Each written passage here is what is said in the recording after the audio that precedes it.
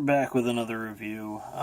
This time I'm going to review Annabelle, the second film in the Conjuring universe. I don't believe I've done one for the Conjuring. I could be wrong. I'm pretty sure I'm not wrong on that. But I sometimes I'm not very receptive to new ideas. I usually am open to giving a film a shot. But sometimes I want to hear a little bit more about it, and I kind of just let things slip through the cracks, and I don't necessarily give it a shot right off the bat. So I'm a little late coming to the party for the universe for this Conjuring film series. I had recently seen The Conjuring on Netflix, and I thought, all right, well they've made like 4 films in this Conjuring universe, so let's give it a shot. And I actually did like The Conjuring. Um, and one of the things I have to say about the Conjuring universe is it's probably not the most inventive film series, and that might work against it to a degree, but I think it actually works for it to a degree. Um, Both The Conjuring and Annabelle feel very familiar. It feels like they took parts of for The Conjuring, parts of maybe The Exorcist, parts of maybe an Amityville Horror, um, parts of maybe Poltergeist, and kind of just took little pieces of films here and there and mixed and matched it and made The Conjuring. Now I also know it's also based on based in real events. Most of these films that are based in real events are essentially, yeah, there were people like this. They claim something happened. It doesn't necessarily follow from there. You get about 80% Hollywood magic and Hollywood writing, and about 20% of, yeah, it really happened.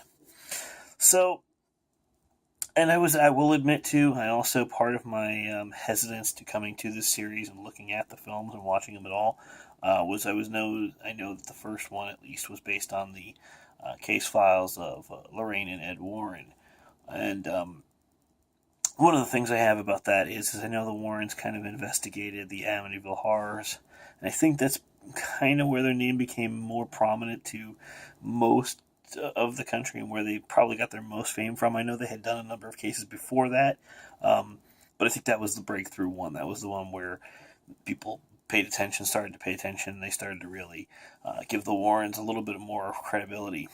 And the Warrens had previously said that, in respect to the Amityville case, absolutely, 100% true, it all happened. That being said, a lot of the situation with the Amityville, it ended up falling. The narrative fell apart. The thread fell apart.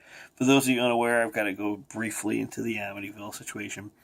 Uh, Ronnie DeFeo, he murdered his family one night, and Ronnie DeFeo Jr. murdered his family one night in the home in Amityville. That part is absolutely true. It is also absolutely true that he said he heard voices telling him to do it. That part is absolutely true as well. He did say that. It is also true that the Lesses bought the home, and then a short time later were left the home, and on the basis that they said there was a lot of weird supernatural things happening there. Now, it's pretty much been determined that Ronnie DeFeo Jr.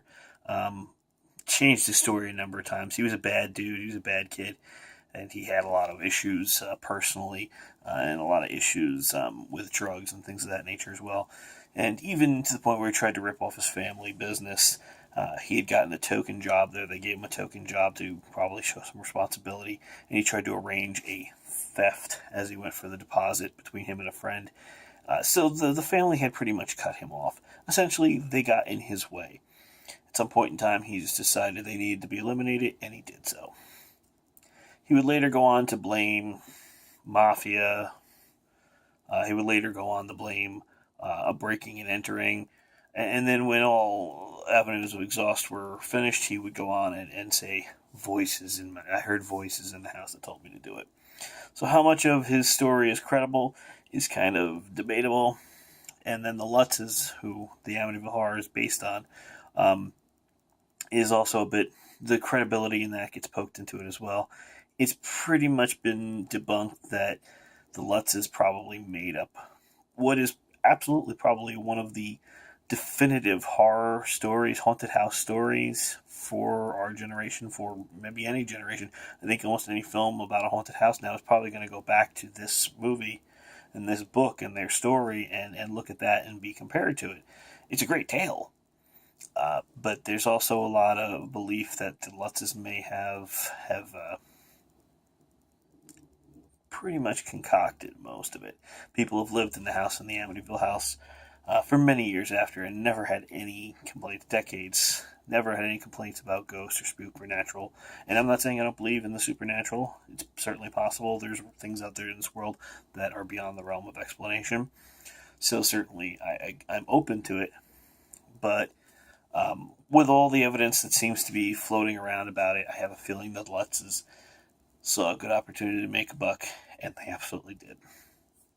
So I was a little off put to watch the first Conjuring movie based on the fact that they had agreed that the Lutzes were everything they said was true. It really is a dent in the credibility of the Warrens, in my opinion at least. But that being said, like I said, in the making of this film, clearly they took a little piece here, a little piece there, a piece there, a piece there, a piece here, and they kind of piecemealed together what is a story around it and a story based on the concept of their case files as well. And they also included this Annabelle doll as well. Not 100% sure whether Annabelle is based on a real case or not. I mean, I guess it feels like it is based on the movie. I'd have to do a little more research into that, but certainly The Conjuring provides enough of a narrative and enough of scares that it actually is a pretty good story. And when I say scares, I don't necessarily mean necessarily the gore or straight out horror. It's creepy. It's creepy, it's weird. It harkens back to, as I said, some of the more classic, or I guess modern day classics of being a bit of a thriller, a bit of a seat jumper kind of thing, where it's just going to make something disturbing and scary, and not necessarily blood and guts and gore and heads being lopped off or torture porn like is so prevalent in the Saw movies or any of the other recent horror flicks that came out, the Hostile films, things of that nature. Not that those are bad films, but it harkens back to that concept of we can just make a movie and make it simple and scary.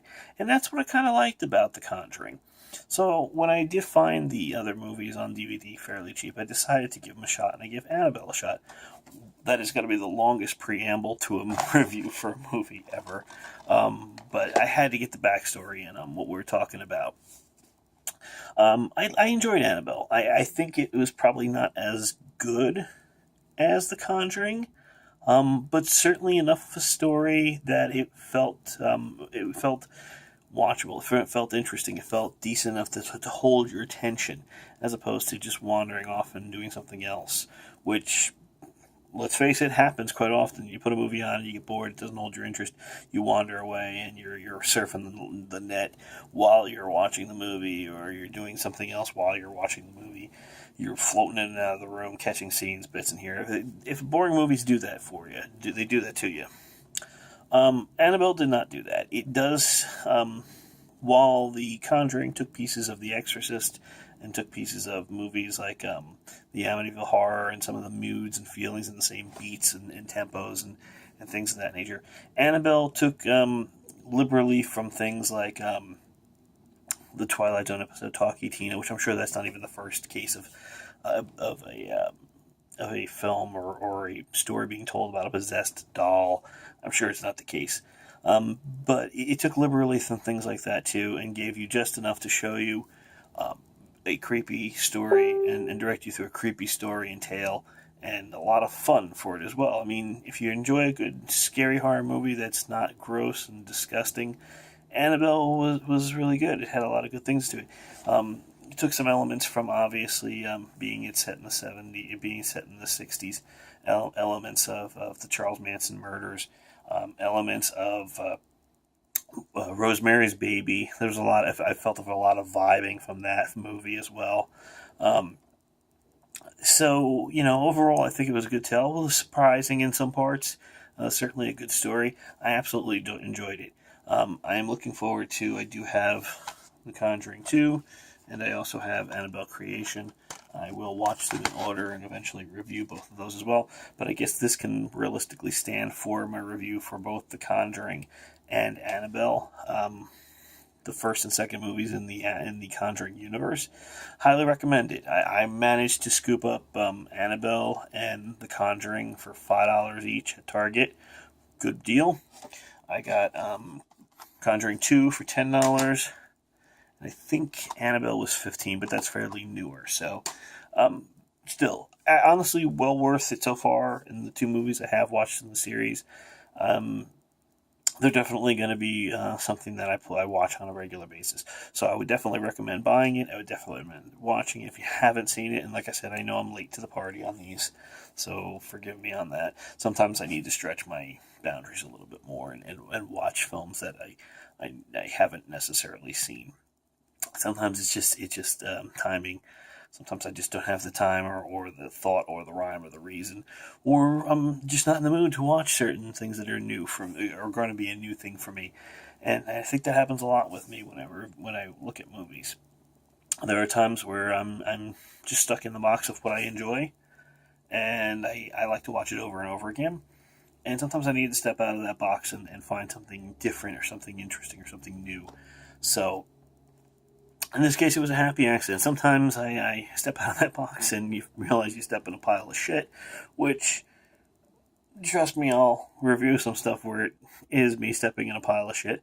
As a matter of fact, one day I'll actually pull out two movies that fall in a category of close to the top of the worst movies I've seen, and I will actually pull out a movie that is the worst movie I've ever seen. And when I say worst movie, keep in mind, I watch a lot of movies. I've seen a lot of good ones and a lot of bad ones, and I'm usually pretty fairly balanced on even a bad film. As a good example, I can honestly say there are things I like about movies like Jason X or Freddy's Dead: The Final Nightmare or Friday the 13th Part 5. I can honestly say there's good stuff and bad stuff about those films. They may not be my favorites, but I do usually have some positives and negatives about most films. I do have a film that will top my worst film ever, and one day I'll pull it out. It's called Intercessor, Another Rock and Roll Nightmare, and it is easily the worst film I've ever seen. So one day I will pull that out and I will watch it again because I really have to watch it again to remind myself how bad it is, and I may even take notes to give you an idea how bad Intercessor is. Intercessor is a sequel to a movie called Rock and Roll Nightmare, which is a bad film, but it's cheesy enough that you get a laugh out of it. It's at that point where it's so bad it's actually fun. But Another Rock and Roll Nightmare, Intercessor, is absolutely the worst film I've ever seen in my life. So I will dig that out at some point in time and watch that, maybe after I get done watching the Conjuring series of films. But we will get to Intercessor at one point in time. But there you go. There's my review of The Conjuring and Annabelle, the first two movies in the Conjuring universe.